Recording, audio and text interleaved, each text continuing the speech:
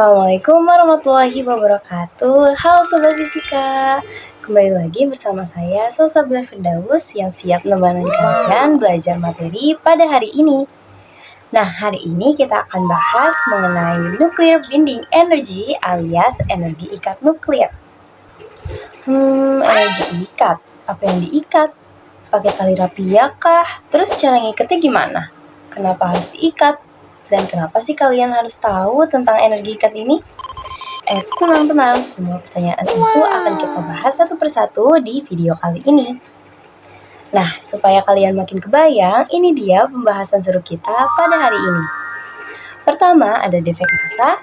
Kedua, ada binding energi atau energi ikat inti. Yang ketiga, energi ikat pernukleon. Dan yang keempat, rumus legendaris Semi-Empirical Mass Formula atau SEMF.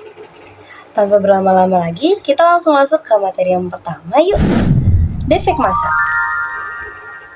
Nah, sebelum kita ngomongin tali pengikatnya, kita harus tahu terlebih dahulu nih fenomena unik ini. Defek massa itu gampangnya adalah selisih massa. Jadi, kalau kita hitung massa proton dan neutron secara terpisah, lalu dibandingkan dengan massa inti atom yang sudah digabung, kok malah berkurang ya? Gak percaya? Coba lihat contoh atom helium berikut ini. Pas komponen dipretelin satu persatu, ada proton, neutron, dan elektron, terus ditimbang, totalnya adalah 4,03298 AMU. Tapi anehnya, pas mereka udah digabung jadi inti atom yang utuh, masanya cuma 4,00260 AMU. Loh, kok malah diskon massa? Kemana ya sisanya? Nah, ternyata massa inti yang sebenarnya selalu lebih kecil daripada massa partikel penyusunnya. Secara matematis, defek massa ini atau delta M dirumuskan dengan rumus berikut. Delta M sama dengan Z dikali MP ditambah A dikurang Z Mn dikurang dengan massa inti. Dengan keterangan delta M itu defek massanya, Z itu adalah jumlah proton dikali MP alias massa proton, kemudian A dikurang Z adalah jumlah neutron, dikali dengan Mn yaitu massa neutron dan dikurangi massa inti alias massa inti atom yang sebenarnya. Nah, selisih massa ini bukan berarti hilang ya atau diculik alien, tapi massa yang hilang ini berubah wujud menjadi energi ikat inti yang bertugas menjaga kestabilan inti atom. Nah, dari sini kalian sudah mulai paham kan kenapa defek massa itu berkaitan sama energi ikat inti. Oke, langsung aja kita masuk ke binding energi atau energi ikat inti. Energi ikat inti adalah energi yang diperlukan untuk memisahkan antara proton dan neutron di dalam inti atom. Nah, singkatnya ini tuh kayak lem super yang menunjukkan seberapa kuat partikel-partikel yang ada di dalam intinya itu saling terikat. Semakin besar energi ikatnya, maka inti atom akan semakin kokoh dan stabil. Nah, sekarang coba kita sama-sama lihat gambar berikut ini. Di bagian atas, pas proton dengan neutron itu jaraknya dekatan banget kan? Nah, muncullah gaya yang namanya gaya nuklir kuat. Gaya ini saling menarik partikel-partikel tadi supaya inti atomnya itu tetap menyatu. Tapi berbeda dengan bagian bawah gambar kan? Di mana di situ terlihat ada gaya tolak-menolak antar proton.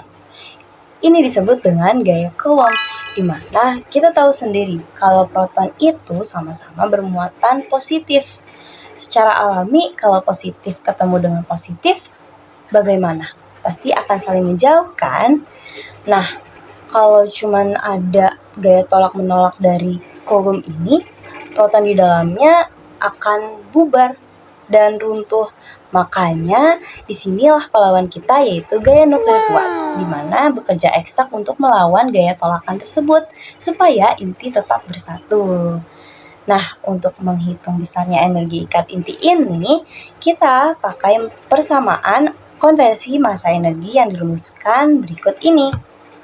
Rumusnya adalah EB sama dengan delta M dikali C kuadrat, dengan C kuadrat sendiri bernilai 931,5 MeV. Dengan keterangan EB adalah energi ikat inti dengan satuan MeV, delta M adalah defek massa dengan satuan SMA atau U, C adalah kecepatan cahaya. Tapi tunggu dulu nih. Energi yang berhubungan langsung dengan tingkat kestabilan inti itu sebenarnya bukan energi totalnya secara keseluruhan, melainkan energi ikat pernukleonnya. Yuk kita bahas energi ikat pernukleon. Nah, coba kalian perhatikan grafik keren ini nih Sobat Fisika. Grafik ini menunjukkan hubungan antara energi ikat pernukleon di sumbu Y dengan satuan MeV terhadap nomor massa alias jumlah total proton dengan neutron di sumbu X. Nah, untuk atom-atom yang ringan dengan nomor massa di bawah 60, mereka cenderung mengalami fusion atau fusi, yaitu penggabungan inti atom. Kenapa?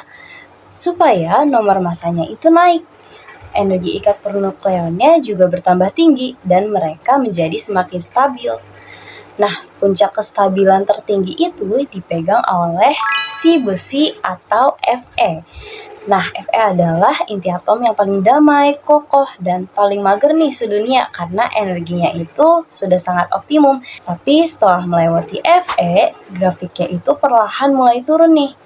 Sehingga inti atom jadi terlalu padat dan tidak stabil karena gaya tolak Coulomb yang mulai menang.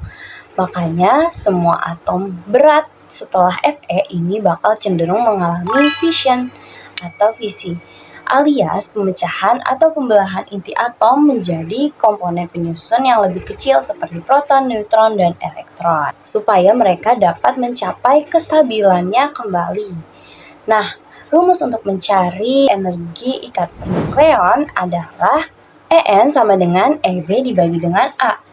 Dengan keterangan En adalah energi ikat pernukleon dengan satuan MeV per nukleon, EB adalah energi ikat inti dengan satuan MeV, dan A adalah jumlah neutron dengan rumus proton ditambah dengan neutron. Nah, supaya kalian semakin paham, kita kerjakan yuk contoh soal berikut ini. Di sini kita diminta untuk menghitung energi ikat total dan energi ikat pernukleon untuk atom Li. Nah, di sini sudah diketahui A-nya adalah 7 dan Z adalah 3. Oke, berikut jawabannya. Kita harus mencari defek massanya terlebih dahulu, baru energi ikat total dapat diketahui dan energi ikat pernukleonnya juga dapat dihitung. Nah, massa atom dari atom Li adalah 7,016004 U.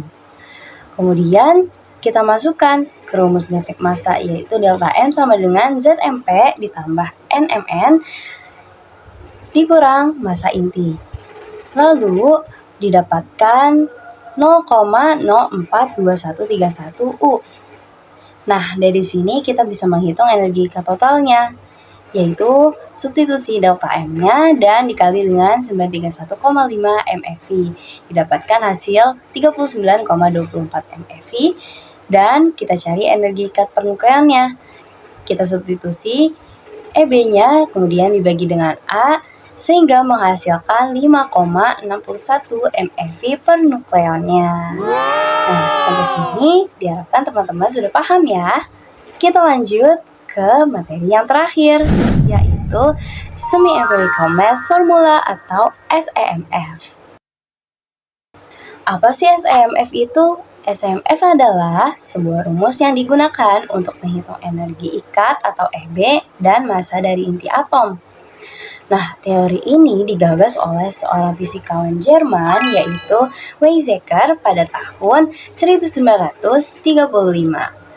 Nah, rumus ini tuh disebut semi empiris karena idenya didasarkan pada teori fisika yang mengkonsepkan inti atom seperti tetesan zat cair atau liquid drop model. Namun, nilai konstanta-konstantanya ini disesuaikan berdasarkan hasil eksperimen di laboratorium supaya lebih akurat. Nah, bagaimana ya bentuk dari rumus SEMF ini? Nah, rumusnya adalah EB sama dengan AVA minus ASA pangkat 2 per 3 minus AC dikali Z min 1 dibagi A pangkat sepertiga minus AA dikali A minus 2Z pangkat 2 dibagi A plus minus gamma. Nah, langsung saja kita kupas satu persatu yang ada di rumus tersebut. Pertama, ada volume term atau suku volume, di mana pada visualisasinya menunjukkan satu nukleon di bagian dalam yang ditarik oleh nukleon-nukleon tetangga di sekelilingnya secara merata ke segala arah. Nah, suku ini bernilai positif karena dia adalah penyumbang utama yang memperkuat energi ikat. Semakin banyak jumlah total proton dan neutron yang ada di dalam inti, maka volumenya akan semakin besar. Hal ini membuat sesama nukleon bisa saling mengikat erat karena adanya gaya nuklir yang kuat. Selanjutnya, surface term atau suku permukaan, di mana ketika kita lihat visualisasi berikut, menunjukkan nukleon yang berada di pinggir atau permukaan inti, di mana panah tarikan gayanya ini tidak lengkap, hanya ditarik oleh nukleon di bagian dalamnya saja.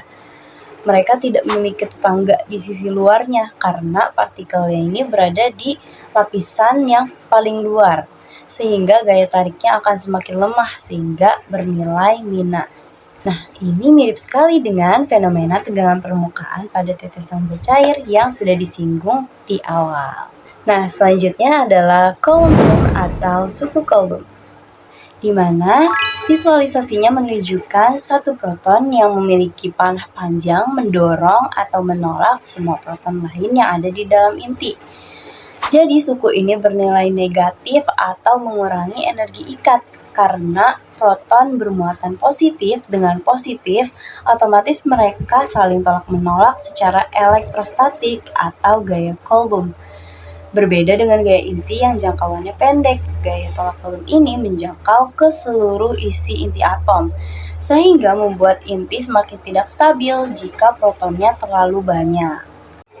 Selanjutnya, asymmetry term atau suku asimetri, di mana pada visualisasinya menunjukkan adanya ketidakseimbangan jumlah antara proton dengan neutron.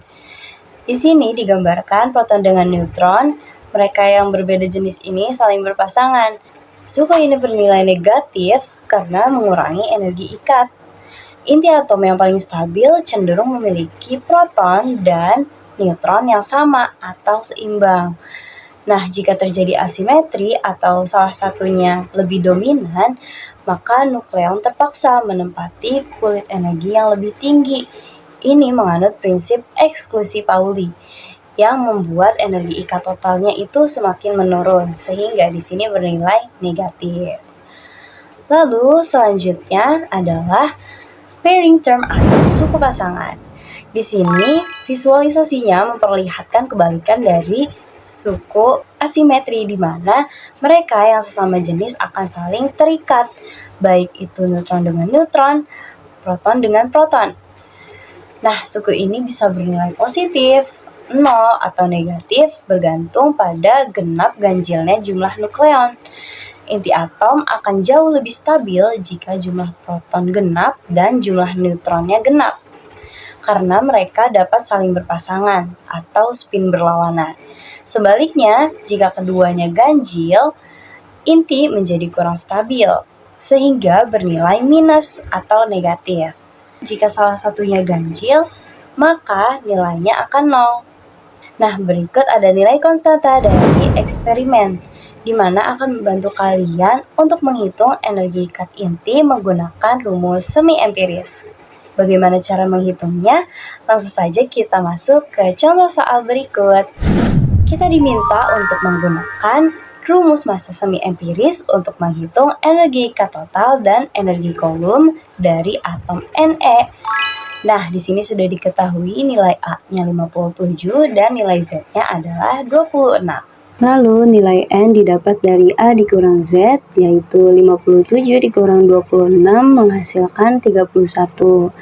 Nah, karena antara Z dan A ini ada yang bernilai ganjil, maka gammanya bernilai 0.